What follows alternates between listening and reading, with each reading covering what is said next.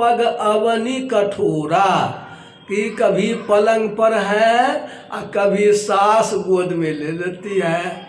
नैरा में माँ सुनना है और ससुराल में 3-3 ठो सास। कौशल्या कैकेयी सुमित्रा गोद में ले लेती है। तो वहाँ से छुट्टी मिलती है तो सखी सब कहती है चलो झुलवा झूलेंगे हिडोला। वो कभी जो है पैदल तो चलने की अब आदत उसको है नहीं, और वो कभी कठोर धरती पर नहीं चलने वाली सीता मैया अब पत्ते के बिछौना पर सोई देख करके वो कहते हैं, घबरा जाते हैं और वो लक्ष्मण भैया से कहते हैं कि कैकेयी नंदनी मंदमती, कैकेयी नरेश की जो बेटी है, यह जो कैकेयी है बहुत बदमाश है। जो सियर रघुनंदन की सुख अवसर दुख दिन, ये जो भगवान राम जनक सीता मैया हैं अभी शादी करके आए थे, सुख से महल में रहते, अब उसको इस अवसर पर ही जंगल भेजवा करके दुख दिया।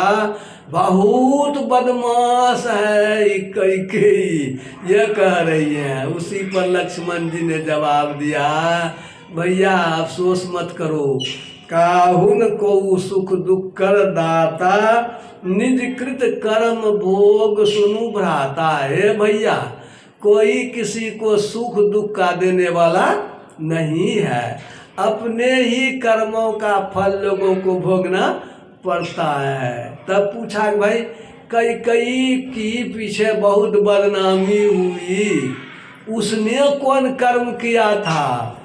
तो वहाँ पर प्रश्न आया, कैकेयी जो है, कैकेयी नरेश की बेटी बहुत सुंदरी थी देखने में, और बहुत बदमाश भी थी, बच्चे से चंचल थी। तो वो जो है एक बार साधु लोग सब कैकेयी नरेश के यहाँ आए थे। साधु लोगों को बड़ा बड़ा दाढ़ी था, वो जट्टा था, अब वो सो भोजन करके अब बिछौना पर खटिया पर वो सोए हुए थे। और कैकेयी तो बदमाश नटखट थी, बच्चा थी, ये जाके देखती है बाबा जी का दाढ़ी बड़ा बढ़िया है। उसके मन में हुआ कि अभी कुछ उपाय करते हैं। बदमाश थी वो, कैकेयी है तो बच्ची लेकिन दिमाग है उसका तेज। हाथ में करवा तेल लगा लिया और चली गई वो खपड़ी ने आग में जो चलवा, अब गैस चूल्हा नहीं था समय में, वो जो नीचे में कालिख नहीं लगी हुई थी, कालिख करवा तेल लगा लिया, कालिख लगा लिया हाथ में, और कालिख लगा करके चली गई बाबा जी के पास। चुपचाप धीरे धीरे दाढ़ी को मुंह को कालिख लगा दिया बढ़िया से। वो कालिख लगा करके अब भाग गई कि बाबा जी उठेगा तो अपने देखेगा। वो क्या हुआ, आईना तो था नहीं। बाबा जी जब सो के उठा और वो पानी लेके गया बाबा जी मुंह धोने के लिए, जैसे मुंह में हाथ लगाता बाहर हाथ कालिख लग गया। अब तो बाबा जी तो भीतर से खूब गर्म हो गया, कौन हमरे मुंह में कालिख लगा दिया, श्राप दे दिया। कहा कि हमको मुंह में जो कालिख लगाया है हम तो धो लेंगे, लेकिन उसके मुंह में ऐसा कालिख लगेगा, ऐसा कालिख लगेगा कि धोते धोते धोते धोते जिंदगी खत्म हो जाएगी, युग बीत जाएगा, फिर भी उसके मुंह की यह कालिख नहीं छूटेगी। वही कैकेयी को उसी के बदले आज भी लोग कहते हैं कैकेयी बदमाश है। ये कहते हैं, कहने का मतलब है थोड़ा सा कर्म हुआ। सीता मैया का कौन कर्म हुआ था? सीता मैया वो जो वो बगीचे में खेलती है, घूमती है सखी सबके साथ, एक सुग्गी है। वो सुग्गी वो वाल्मीकि जी आश्रम की सुग्गी है। वो सुग्गी बोलती है यही है सीता, इसकी शादी होगी राम से, ये वहाँ पर वो भगवान राम की कहानी कहती है, वाल्मीकि आश्रम में सुनी थी। सीता मैया को बढ़िया लगता है, सखी सब मिल करके उसको पकड़ करके पिंजरा में बंद कर लेती है। सुग्गी कहती है, सीता तुम नहीं जानती हो, हम जो है हमारा भी पति है, हमको तुम आज़ाद कर दो। सुसीता कहे, तुम हमको सुनाओ कहानी, हम तुमको सोना के पिंजरा में रखेंगे, दूध भात खिलावेंगे, छोड़ेंगे नहीं। वो नहीं है छोड़ी सीता बेचारी, वो जो है वो पति के वियोग में सुगा पिंजरे में ही अपने प्राण को त्याग दिया। इसी के बदले सीता मैया को भी लंका की सोना का वो पिंजरा था, तो इसको सोने के घर में, सोने के नगर में, लंका में इनको कैद में रहना पड़ा।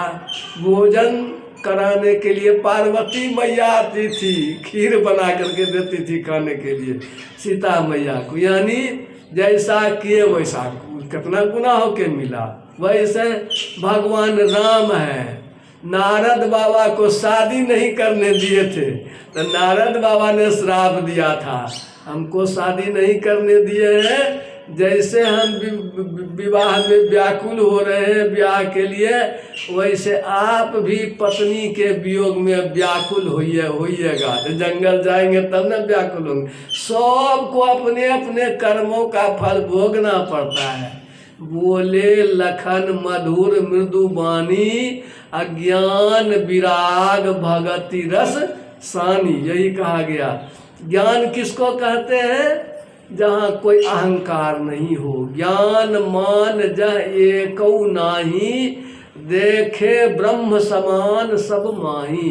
एक अनादि अनंत वो ब्रह्म परमात्मा ईश्वर को रग रग में जो देखे वह ज्ञानी। देखे ब्रह्म समान सब में एक ही अनादि स्वरूप ब्रह्म है, सो कहा ज्ञान वैराग्य कहा। कहिए तात सो परम विरागी, अत्रिन सम सिद्धि तीन गुण त्यागी। तीनों गुणों की सिद्धि को जो तिनके के समान छोड़ दे वह परम वैरागी हैं। देखिए लखनलाल जी को सब कुछ छोड़ दिए, भोजनों छोड़ दिए, सोना नहीं था।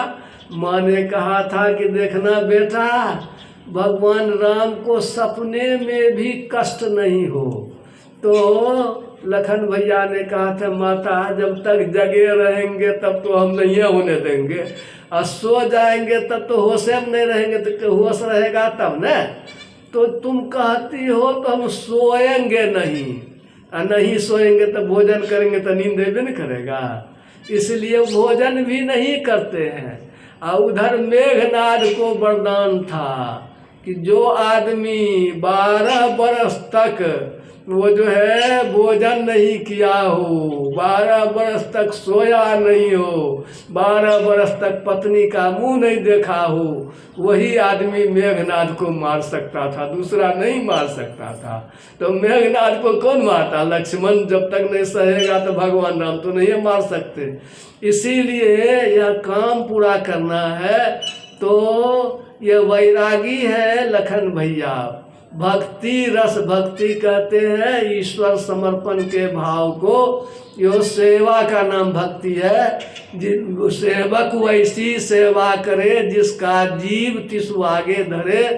परमात्मा का अंश जीव है, जीव को परमात्मा पर समर्पण कर देना यह है। देखिए ये मीठी वाणी में बोलते हैं, बोले मधुर मृदु वाणी, मृदु कोमल और मधुर वाणी में। कोमल मधुर वाणी, मधुर वचन है औषधि, कटुक वचन है तीर। श्रवण द्वार होए संचरे साले सकल शरीर। मीठी वाणी बोलिए मन का आपा खोए, औरन को शीतल करे आप ही शीतल होए। कोमल वाणी नहीं बोलेंगे मजाक में द्रौपदी ने क्या कहा था? अंधा का बेटा अंधा। टीवी में आप लोग देखे होंगे, टीवी में आगे आगे दुर्योधन चल रहा है, अब पीछे पीछे उसका 99 भाई है और सभा का लोग सब है। और वो दरबार ऐसा बनाया था मैदानव ने कि जहाँ पानी था वहाँ सूखा मालूम हो, और जहाँ सूखा था वहाँ पानी मालूम हो, जहाँ फाटक था वहाँ दीवार मालूम हो, जहाँ दीवार था वहाँ फाटक मालूम हो। देखते होंगे वो दुर्योधन जाता है, जहाँ सूखा है वहाँ कपड़ा उठा लेता है, और जहाँ पानी है वहाँ कपड़ा पर लात रखता है, छपाक से पड़ता है, और ऊपर जो है द्रौपदी देख रही है सखी सबके साथ बैठ करके, वहीं से ठहाका लगाती है। आगे बढ़ता है, जहाँ फाटक है वहाँ उसको लगता है दीवार, और जहाँ दीवार है वहाँ लगता है उसको फाटक। आगे बढ़ता है, फाटक समझ करके कपार में चोट लगती है तो पीछे हटता है, और वहाँ से ठहाका लगाती है। टीवी में बड़ा बढ़िया महाभारत में दिखाता है। उधर से ऊपर से कहती है अंधा का बेटा अंधा। कहा लो सच्चे, झूठ नहीं बोली वो, लेकिन कटु वचन था। यह कटु वचन ऐसा लगा दुर्योधन को, वहाँ तो कुछ कर नहीं सकता था। जब लौट करके घर आया तो खाना पीना बंद। वो सब लोग समझावे कि खाओ न, तो खइबे नहीं करे। उसको तो इतना दिल में चोट था। मामा था शकुनी, उसको ले गया पटिया करके पूछते तब कहा कि हम तो मर गए हैं, जिंदा नहीं है। तो क्या हुआ? तो द्रौपदी हमको ऐसा कह दिया, वो बंधा का बेटा अंधा। कहा कि भगना लाल भौजी है, भाभी है, मजाक किया। कहा भाभी है हमरा न, हमरे बाप की भाभी नहीं ना है, हमरा हमसे न मजाक करेगी, हमरे बाप को क्यों कही अंधा का बेटा अंधा। तब उसको शकुनी ने कहा खाओ भगना लाल, हम ऐसा न बदला लेंगे न तो तुमको याद रहेगा क्या। वो कहा, इसी पर उसने जो है वो जुआ खेल करके हमरे पास ऐसा पैसा है, कई सौ फेंकेंगे तो चिते होगा। वो देवी का दिया हुआ पैसा है, हम उसको जीत लेंगे। और यही प्लानिंग करके द्रौपदी के कैसा बदला लेता है। भाभी है, प्रतिष्ठा है, घर की इज्जत है ना, दूसरे के घर की बात तो नहीं है। और सबके सामने में सभा में वो क्या करता है, दुशासन कहता खींचो साड़ी। वो साड़ी बीच नारी ऐसा खींचता है, कहते हैं दुर्योधन एक बेर में 56 गज साड़ी खींचता था। और साड़ी उसका जो है बढ़ता ही चला जाता था। साड़ी बीच नारी है कि नारी बीच साड़ी है, साड़ी ही की नारी है कि नारी ही की साड़ी है। ये क्यों हुआ? द्रौपदी ने अपने साड़ी को फाड़ करके भगवान कृष्ण की उंगली बांधी थी। जब शिशुपाल का मारे थे तो उंगली में उनको लग गया था खौच, तो खून निकल रहा था। सब रानी सब दौड़ के गई बैंडेज लाने के लिए। द्रौपदी साड़ी फाड़ करके उंगली को बांधी थी। 2 उंगली साड़ी दान किया होगा। उसके बदले भगवान ने कहा था हम तुमको साड़िये से सहायता करेंगे। उसको हो हमरा बाप राजा, पति राजा, हमरा नौकर चाकर का तो बक्सा भरा रहता है साड़ी से, हमको क्या साड़ी देंगे। लेकिन समय जब आया साड़ी की जरूरत पड़ गई तो भगवाने हो गए साड़ी। भगवान का वस्त्रावतार भगवान। साड़ी इतना हो गए कि दुशासन 10,000 हाथी का बल, साड़ी खींचते खींचते ढेर लग गया, बेहोश होके गिर गया। यह किसके चलते हो गया? कटु वचन के चलते। इसीलिए कड़वी वाणी कभी नहीं बोलना चाहिए, मीठी बोली बोल करके आपस में व्यवहार करना चाहिए, उकताना नहीं चाहिए। या यही कहा कर्म का जो फल है वह ऐसा नहीं है कि मिट जाएगा, वो खत्म कर देंगे, वो नहीं होता है। 5 ठो खराब काम कर लिया, 10 ठो अच्छा काम कर लेंगे तो प्लस माइनस 10 रुपया कमाया और 3 रुपया खर्चा कर दिया तो 7 रुपया बच गया। सो नहीं होता है। खराब काम करने का अलग और अच्छा काम करने का अलग। देखिए युधिष्ठिर जी महाराज कितना यज्ञ किए थे, कितना पुण्य किए थे।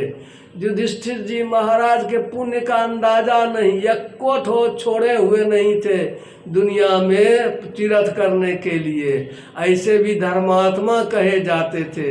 उनके कहते हैं कि उनके रथ का चक्का धरती से ऊपर ही चलता था। लेकिन छोटी सी गलती, वो भी अपने मन से नहीं, भगवान कृष्ण के कहने पर, जोर देने पर वो बोले अश्वत्थामा हतो नरो वा कुंजरो। अश्वत्थामा नाम करके हाथी को भीम ने मार दिया था, हल्ला कर दिया, अश्वत्थामा मारा गया, अश्वत्थामा मारा गया। अश्वत्थामा को उठा करके भीम सैकड़ों 400-500 कोस दूर फेंकाया था कि अब उसको आते आते तो शाम न होगी। और तब तक मैं इधर हल्ला कर दिया, क्योंकि उसको था कि जब तक पुत्र शोक नहीं होगा तब तक ये जो है मारा नहीं जाएगा। उनके गुरु द्रोणाचार्य, और द्रोणाचार्य के हाथ में धनुष बाण रहते हुए कोई उनको जीत नहीं सकता था, बड़े धनुर्धर थे। वो जब हल्ला हुआ तो विश्वास नहीं किए किसी के बात पर। तब उन्होंने कहा यदि युधिष्ठिर कह दे तो हम मानेंगे। युधिष्ठिर कभी झूठ नहीं बोले थे। भगवान कृष्ण ने कहा कन दीजिए, तो वो कहा कि नहीं, हम जीते कि हारे हम झूठ बोलबे नहीं करेंगे। कहा राज कोई चले हैं राजनीति करने के लिए, राजपाट के लिए। वो जो मारा अभिमन्यु को छल से, बदला जो वही लोग शुरू किया है गड़बड़। तो कहा कि अच्छा झूठ नहीं बोलिएगा तो एक ठो काम कीजिए, तो क्या हाथी तो मरा है ना, आप इतना ही कहिए अश्वत्थामा हतो नरो वा कुंजरो। और वहाँ जो है वो भीम, भगवान कृष्ण सब लोग शंख हाथ में ले लिए। ये जोर से कह रहे हैं, दूरे में लड़ाई का मैदान है, सब दूर दूर है। कहते हैं कि अश्वत्थामा हतो, जैसे अश्वत्थामा हतो नरो बोलते हैं, कितना जोर से शंख फूंकते हैं कि आवाजें नहीं सुनने देते हैं। एक बेर हो गया, कहा फिर कहो, दोबारा फिर कहा, फिर तिबारा कहा, वहाँ शंख फूंक दे, सुनने ही नहीं दे। अंत में उनको हो गया कि हमारा बेटा मर गया। उन्होंने धनुष्वान रख दिया। जैसे धनुष्वान रखा, द्रुपद का बेटा था धृष्टद्युम्न, उसने देखा था कि हमरे बाप को काटे थे तलवार से गला, बदला लेंगे। द्रुपद का गला कर द्रोण ने ही काटा था, अंधेरा में नहीं पहचाने थे, इसीलिए द्रुपद जा करके उनका गला काट लिया। द्रोणाचार्य की मृत्यु हो गई। ये सब महाभारत की कहानी देखिए। थोड़ा सा पाप हुआ तो वो जब गए, जब चलने लगे, स्वर्गारोहण पर्व में महाभारत में है, तो सबसे पहले द्रौपदी गिर गई। और द्रौपदी गिर गई तो वो भीम पूछता भैया वो क्यों गिरी? कहा इस पांचों भाई की पत्नी थी, लेकिन अर्जुन को ही विशेष पक्षपात करती थी, इसीलिए गिर गई। सहदेव गिरा, कहा इसको पंडिताई का घमंड था। नकुल गिरा, कहा इसको अपनी सुंदरता का घमंड था। तब गिरा अर्जुन, कहा अर्जुन क्यों गिरा? कहा था 3 दिन में हम वो महाभारत खत्म करेंगे, ये 18 दिन लगा दिया, झूठ बोला ना। और जब भीम गिरने लगा, भैया कहा तुमको कुछ बुझाता था, खाली खाने में रहता था। भीम का तो पेटे भरता नहीं था, इतना बड़ा उसको भूख था, कहा तुम खाने में रहता था। अंत में पहाड़, वो जब गए हिमालय पर देवता के लोक में, तो विमान स्वर्ग से आया, इनके साथ में एक कुत्ता भी था। कुत्ता भी गया तो कहा कि चढ़िए विमान पर। युधिष्ठिर ने कहा पहले कुत्ता चढ़ेगा तब हम चढ़ेंगे। कहा कुत्ता कहीं स्वर्ग जाता है? कहा कि कुत्ता नहीं जाता है स्वर्ग, सब भाई सब तो रास्ते में छूट गया, एक ठो कुत्ता साथे साथ आया है, इसको नहीं चढ़ाइएगा तो हम नहीं जाएंगे। जब कहा हम नहीं जाएंगे, तब जो है कुत्ता अपना रूप ले लिया, धर्म थे वो। कहा बेटा मैं तुम्हारी जांच कर रहा था, तुम पास हो गए। सब देवताओं ने कहा कि अब चढ़िए। जब ले गया तो उनको ले गया तो अंधेरा है, दुर्गंधी आ रही है, महक रहा है। अरे देवता ये कहाँ ले आया है हमको? कहा महाराज जी नरक है। आप भी थोड़ा झूठ बोले थे ना, इसीलिए आप भी नरक का दर्शन कर लीजिए ना, राजा लोगों के देखने के लायक नरक है। जैसे युधिष्ठिर पहुँचे, नरक से आवाज़ आ रही है। वो लोग पापी लोग कहता कौन आए हो? तुम्हारे आने से नरक की आग ठंडी पड़ रही है, कष्ट घट रहा है, इसलिए थोड़ा देर रुक जाओ, थोड़ा आराम मालूम होगा। अच्छे लोग जब नरक में जाते हैं पापियों को आराम मिलता है। और उधर से द्रौपदी कहती है भैया हम भी नरके में है।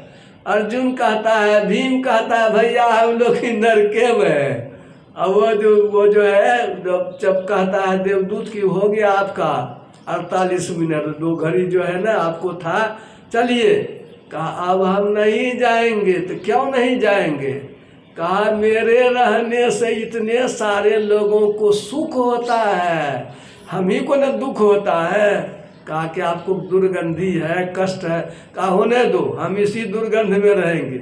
मेरे रहने से इतने लोगों को सुख हो रहा है तो हम यहीं रहेंगे, नरके में रहेंगे। यह जो सद्भावना उनकी थी, इस सद्भावना के कारण समूचा नरके सूख गया। देवता ने कहा आपने तो अनर्थ कर दिया, आपकी सद्भावना से समूचा नरक सूख गया, सभी पापी लोगों का कल्याण हो गया। वे लोग भी स्वर्ग जा रहे हैं, आपके भाई सभी स्वर्ग जा रहे हैं, आप भी चलिए। तब गए, देखिए कितना पुण्य किए थे, थोड़ा सा पाप किए थे, कटाकटी हुआ नहीं न कटा। पुण्य का फल अलग, पाप का फल अलग भोगना पड़ता है। 3 तरह का कर्म होता है। एक कर्म होता है उसका नाम है क्रियमान कर्म, जैसे अभी हम लोग सत्संग कर रहे हैं, ज्ञान सीख रहे हैं। यह जो काम, इसमें हमारा अपना मन है, जौन काम कीजिए। जैसे खेत में क्या लगाइएगा, क्या खाइएगा, अपना मन है। गेहूँ लगावेंगे, धान लगावेंगे, उसी तरह से पुण्य करेंगे, पाप करेंगे, कोई रोक छेक नहीं है। ये सब क्रियामान कर्म में अपना मन है। और वो क्रियामान कर्म से जो बनता है, जमा हो जाता है। जैसे खेत में उपजाते हैं तो बैंक बैलेंस करते हैं, घर में रखते हैं, यह जो इसका नाम है संचित क्रियमान कर्म ही वह जमा होते होते बहुत कितना जन्म का। जैसे मोबाइल में चिप्स होता है ना, उसमें जमा होता है, देखते हैं लोड कर लेते हैं, सब रहता है। वैसे चित्त रूपी फीते पर, चित्त में सब कर्म हम लोगों का अंकित होता जाता है, वो संचित कर्म है। उस कर्म का फल भोगना पड़ता है। हम लोग जो जाते हैं जमराज के यहाँ, जमराज वही भोग हम लोगों को देता है। उसके पास रिकॉर्ड कहाँ है? जमराज के पास। जमराज वही हम लोगों के भीतर में जो है ना, चिप्स जो है, चिप्स में जैसे लोड रहता है, वैसे वो देखता है, दिखाता है, देखो तो तुम किया है कि नहीं किया है। जैसे VCP में शादी ब्याह होता है, लोड करते हैं ना, ये शादी हो रही है, मंडप पर कौन बैठा हुआ है, कौन गीत हो रहा है, फूल कैसे जो है, सिंदूर दान कैसे होता है, ये सब हम लोगों को दिखाई पड़ता है। जैसे वो CCTV में जो हम लोग करते हैं, दिखाते हैं, वो अपना जो है वो VCP बनाते हैं तो दिखाते हैं। जैसे कोई दादी की शादी को पोती देखना चाहे, क्या देखेगी? दादी तो बूढ़ी हो गई है, गाल चिपक गया है, दांत टूट गया है, VCP में थोड़े झलकेगा। VCP में देखेगा दादी जवाने है, वो कैसे शादी है ना देखेगा। ठीक ऐसे ही जमराज वही दिखाता है कि देखो तो तुम क्या किया है कि नहीं किया है। वो सामने में देता है तो कुछ पापी बोल नहीं पाता है, उसको सजा तुरंत दिया जाता है। ये जो है वहाँ पर यही हम लोगों के भीतर में है। तब क्या करना है? तब साधु संतों ने कहा कि देखो कोई बाहर में ऐसा नहीं है उपाय जिससे कि तुम पाप कर्मों से बच सको, लेकिन एक कई उपाय है। ध्यान। ध्यान क्या करता है? डिलीट कर देता है। डिलीटे नहीं करता, फॉर्मेट कर देता है। फॉर्मेट बुझते हैं ना, वो मेटा उड़ाई साफ साफ उसको ख़त्म कर देता है। चिप्स में ना देखते हैं महाभारत लोड है, उसको डिलीट कर दीजिए तब थोड़े दिखाई पड़ेगा। वैसे ही हम लोगों के चित्त पर जो मैल जमा हुआ है, पहले का किया हुआ जो पाप कर्म है, उसको हम लोग ध्यान के द्वारा वो ले जाते हैं। कहाँ ले जाते हैं? इरा भगवती गंगा, पिंगला जमुना नदी, इरा पिंगलयोर मध्य, सुषुम्ना च सरस्वती, त्रिवेणी संगमो जत्र तीर्थराज स उच्यते तत्स्नानं प्रकुर्वीतो सर्व पापय प्रमुच्यते। हमारा मस्तिष्क जो है ना, माथा, ये इसमें इसको हम लोग जो है ऊपर खोपड़ी है, उसके नीचे में बृहद मस्तिष्क है और उसके नीचे में छोटा लघु मस्तिष्क है। दो खुट्टा पर, एक बायां तरफ एक दायां तरफ, बायां तरफ का लेफ्ट हेमिस्फेयर, दायां तरफ का राइट हेमिस्फेयर। वो दोनों जो है ना, लेफ्ट हेमिस्फेयर जो है उसमें भी सब है, आँख कान नाक जीभ चमड़ा सब का उस वहाँ भी है, और दाहिने बगल भी सब है, सभी इंद्रियां हैं। लेकिन बाएं बगल क्या है, वो इमेजिनेशन, कल्पनाशीलता को बढ़ाता है।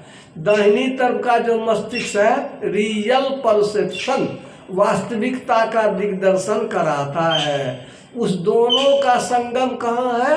सुषुम्ना नाड़ी के ऊपर में, मोडुला ऑब्लंगाटा, सुषुम्ना शीर्ष में। और सुषुम्ना शीर्ष का संबंध कहाँ से है?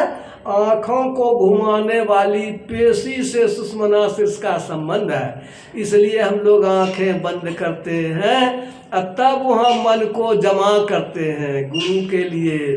जुक्ति से, भेद से गुरु बतलाते हैं कहाँ अपने को ले जाओ, तो वहाँ ले जाते हैं दोनों, बायां दायां, बायां को ईरा कहा, दाहिना को पिंगला कहा, दोनों का जो जोड़ है त्रिवेणी संगम वहाँ जो है वहाँ ले जाते हैं। तो वहाँ पर थोड़ा भी कर ठाड़ते हैं। सुषुम्नायां यदा जोगी क्षणैकमपि तिष्ठति, यक्को क्षण ठहरे, सुषुम्नायां यदा जोगी क्षणार्धमपि तिष्ठति, सुषुम्नायां यदा जोगी सुलवनो लवनमवत्, सुषुम्नायां यदा जोगी लीयते नीर क्षीरवत्, 100 तरति सर्व पापानां तस्य जन्म शतार्जितम्। 100 जन्मों के किए हुए पाप से पार उतर जाता है। यह बहुत महत्ता है, इसकी चर्चा का भी बहुत मोल है। सुषुम्ना ध्यान की जो चर्चा सिर्फ है, इसका फल बहुत है। इस तरह से सुषुम्ना ध्यान के द्वारा वो करते हैं। चाहिए इसके लिए गुरु, बिना गुरु के नहीं चलेगा। बिन गुरु भवनिधि तरय न कोई, अजौ बिरंची शंकर सम होई। बोला बाबा क्यों नहीं हो, ओ ब्रह्मा जी क्यों नहीं हो, बिना गुरु के संसार सागर से पार नहीं हो सकता है। सहजो बाई कहती है, सहजो कारज जगत के गुरु बिन पूरे नाय, हरि तो गुरु बिन क्यों मिले समुझ देख मन माय। आप लोग जानते हैं कहानी, नारद बाबा जाते थे वैकुंठ लोक, और वहाँ जाते थे सत्संग सुनते थे। सत्संग सुन करके जब जाते थे तो उनको जहाँ जब वो बैठते थे वहाँ की सफाई होती थी, उसकी मिट्टी काट के हटा देते थे। और नारद बाबा को पते नहीं। एक दिन नारद बाबा को किसी ने बता दिया कि कहते कि हम विष्णु भगवान हमारा खूब आदर करते हैं। नारद बाबा ने कहा कि बहुत आदर करते हैं। तो उस आदमी ने कहा कि आपका बहुत अपमान करते हैं भगवान विष्णु। कहा सो कैसे? कहा कि आप देख न लीजिएगा। वो नारद बाबा क्या किए, बाहर निकले और तुरंत फिर लौट करके चले आए और घूम करके आ गए। देखते हैं कि जहाँ बैठे थे वहाँ पर मट्टी हटा करके सफाई कर रहे हैं। ये बहुत बिगड़ गए नारद बाबा। सामने में तो खूब आदर करते हैं और जाते हैं तो हमारा जो जहाँ बैठे थे ये क्या कर रहे हैं आप? तो भगवान विष्णु ने कहा, अच्छा नारद बाबा आप तो बड़े ज्ञानी हैं, विद्वान हैं, आप बताइए तो जो जिसको गुरु नहीं है, निगुरा है, वो उसके बैठने से अपवित्र होता है कि धरती। वही तो क्या कहेंगे, कहो शास्त्र तो कहता है गुरु नहीं तो जीवन अधूरा है। वो गुरु रहेगा तभी जीवन होगा पूरा। इसलिए आप अपवित्र हैं ना, तब तो शर्मा गए। कहते तो ठीक है, तो हाँ गुरु खोजेंगे, आप बनिए गुरु हमारा। विष्णु भगवान ने कहा हम तुम्हारा गुरु नहीं बनेंगे। कहा क्यों? कहा कि नहीं, तुम्हारा गुरु जो होगा सो होगा। तो कहा कौन होगा गुरु बताइए ना। तो कहे भोरे भोर तुम जो निकलना ना, अब पहले जिसका दर्शन होगा वही तुम्हारा गुरु। नारद बाबा भोरे जब निकले नहाने के लिए गंगा जी, देखते हैं कि मछुआ जा रहा है मछली मारने के लिए। ये जो है मछली मारने के लिए जाते देखा ना, क्या करेंगे, भगवान कहे थे, गए उनको प्रणाम किए, कहा बाबा आप हमारा गुरु, कहा कि नहीं हम मछुआ हैं, हम आपका गुरु क्यों होंगे, कहा वो सब कुछ नहीं होगा, आपको गुरु बनना पड़ेगा, भगवान ने कहा है ऐसा, विष्णु भगवान ने। तो कहा अच्छा ठीक है, तो वो सूता लेकर के कंठी बांध दिए, कहा अच्छा ठीक है जाओ तुम चलाओ गया। अब वो जो हो गए, लौट के गए नारद बाबा वैकुंठ लोग, कहा गुरु कर लिए, तो कहा हाँ कर लिए गुरु, लेकिन क्या, लेकिन गुरु तो हुआ लेकिन मछुआ हुआ। अब जैसे कहे गुरु मछुआ हुआ, तो विष्णु भगवान ने कहा लग गया आपको दोष, गुरु पर उंगली उठा दिए, मछुआ कह दिए, आपको 84 का चक्कर, 84 में जाना पड़ेगा। अब तो नारद बाबा घबरा गए कि अब कटेगा कैसे, कहा गुरुए बतावेगा। वो तो भागे भागे गए, गुरु महाराज। मछुआ कहता है कि क्या हुआ, कहा कि हमको ऐसा हो गया, 84 का चक्कर कैसे कटेगा। तो मछुआ जो था, गुरु विष्णु भगवान मछुआ का रूप बना लिए थे, तो वो कहे कि हे तुम जा कर के विष्णु भगवान को कहना वो 84 का नक्शा बनाने के लिए, कि भगवान नक्शा बनाइए। तो वो गए नारद बाबा विष्णु भगवान से कहे भगवान 84 का नक्शा बनाइए, किधर से हम घुसेंगे देखेंगे ना, किधर से जाएंगे 84 में। विष्णु भगवान धरती पर 84 का नक्शा बनाने लगे। जब नक्शा बन गया तो गुरु ने बता दिया था, जब नक्शा बन गया ना तो नारद बाबा उस पर लौटने लगे धरती पर। वो जब लौटने लगे तो कहता ये क्या कर रहे, क्या कर रहे, कहा भगवान कुछ नहीं, वो 84 भी आप ही का बनाया हुआ है, यो 84 आप ही का बनाया हुआ है, 84 घूम रहे हैं। कहा गुरु बता दिया था, कहा हाँ गुरु बता दिया, तब कट गया 84। यह जो है गुरु की जो है बड़ाई कही गई है। गुरु करने से लोगों का जीवन का उद्धार होता है। गुरु करके जुगती करके संचित कर्मों का जो है वो फॉर्मेट, वो जो डिलीट करने की बात है, चित्त की सफाई। चित्त मंत्र गतंग दुष्टंग तीर्थ स्नान न शुद्धति, कतनों तीर्थ में नहाइए, चित्त शुद्ध कब होगा, जब आप सत्संग करेंगे, ध्यान करेंगे, तब चित्त की शुद्धि होगी। तो इस तरह से भीतर जो जमा था सबको साफ कर लिया। और जो संचित क्रिय प्रारब्ध एक कर्म होता है, 3 तरह का कर्म होता है। क्रियमान कर्म हो गया सत्संग, और संचित कर्म हो गया वही जो जमा है, और यह जो प्रारब्ध है, जैसे कि हम लोग बहुत उपजाए आकर थाली में रखे हैं, भात दाल रोटी बना के खाते हैं, वह प्रारब्ध क्या है, इस जन्म में जो भोगना है, इस जन्म में जो भोगना है, तो जन्मे भरना है, शरीर छूटेगा फिर खत्म। जब तक जो कर्म था तब तक भोग लिए, सुख है दुख है, उसमें भी फर्क। क्या फर्क, गुरु महाराज का ऑपरेशन हुआ, ऑपरेशन में पटने में कहा कि सुंघावेंगे इथर, गुरु महाराज का नहीं सुंघेंगे इथर, तब कैसे ऑपरेशन होगा। तो संतसेवी बाबा थे, कहा कितना देर लगेगा ऑपरेशन में, कहा कि इतना समय लगेगा। कहा ठीक है, हमको कह दीजिएगा उतना समय तक हम रहेंगे। तो गुरु महाराज तो साधक थे ना, शरीर से संपूर्ण शरीर से समेट लिए। अब शरीर को छुए तो गर्मियाँ नहीं, नाड़ियों नहीं धक धक कर रहा है, एकदम मुर्दा हो गए। डॉक्टर चीर फाड़ करके ऑपरेशन कर दिए, सब कुछ जब हो गया, अब देखते हैं कि देह में जाने नहीं है। संतसेवी बाबा को कहे कि तो गुरु महाराज तो खत्म हो गए, अब हम लोग क्या करेंगे, बदनामी हो जाएगी। संतसेवी बाबा ने कहा कि समय पूरा हो गया। घड़ी देखता है, कहता नहीं अभी है समय, का समय पूरा होने दीजिए। जब समय पूरा हो गया तब फिर गुरु महाराज होश में आ गए। सब डॉक्टर लोग तो आश्चर्यचकित हो गया कि हम लोगों का विज्ञान फेल कर गया। तब जो है गुरु महाराज ने कहा संतसेवी जी इन लोगों को फीस दे दीजिए, जितना का कितना पैसा है। तो उस समय में संतसेवी बाबा कहते 17,000 रुपया है। का 17,000 रुपया है तो इन लोगों को दे दीजिए, सब समुच्चय काट दीजिए 17,000 है। डॉक्टर लोग ने इशारा कर दिया संजीव बाबा को, आप जो कहते हैं सो कीजिए। तो सब संजीवी बाबा ने चेक पर 17,000 का चेक भर करके डॉक्टर लोगों को दे दिया। डॉक्टर लोग जब चेक ले लिए फिर गुरु महाराज को प्रणाम करने के लिए आए, प्रणाम करके चेक रख दिया का हुजूर ये हम लोगों का है, हम लोगों की बुद्धि फेल कर गई थी, सब आपकी कृपा से हम लोग चढ़ौवा ही चढ़ाते हैं। तो उन लोगों ने भी कुछ नहीं लिया। यह कहने का मतलब है कि जैसे साधक होते हैं तो जैसे शराबी लोगों को शरीर में जो मारने पर भी बुझाता नहीं है, वैसे ही साधक लोगों का सुख दुख होता है लेकिन वो बर्दाश्त कर लेते हैं, उनको पता नहीं चलता है। इस तरह से तीनों कर्मों को खत्म करने के बाद ये जो है संसार है वो जन्मना मरना सुख दुख का भोगना, ये कैसा है जैसे सपना में हम लोग राजा हो जाए भिखारी, भिखारी हो जाए इंद्र, कोई फर्क नहीं पड़ता है। वही लखनलाल जी ने समझाया गुह निषाद को, यह संसार जो है यह उसी तरह से तमाशा है।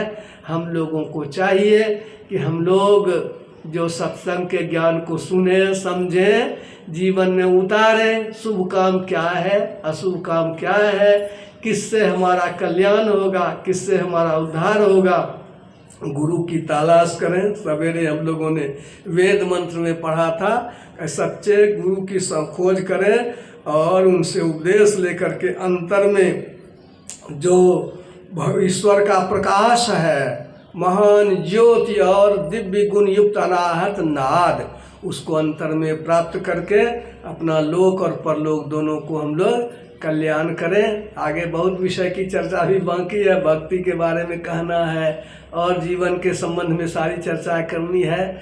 आज एक दिन ख़त्म हो गया और कल जो है दोनों वक्त हम लोग फिर सत्संग में उन सब बातों को रखेंगे, क्रम से हम लोग सुनेंगे। समय जो है हो गया है अधिक, फिर इन लोगों को भी जाना है, इसलिए 5:15 हो गया, फिर आरती करते करते और समय लगेगा, इसलिए मैं अपनी वाणी में विराम देता हूँ। बोलिए श्री सद्गुरु महाराज की जय।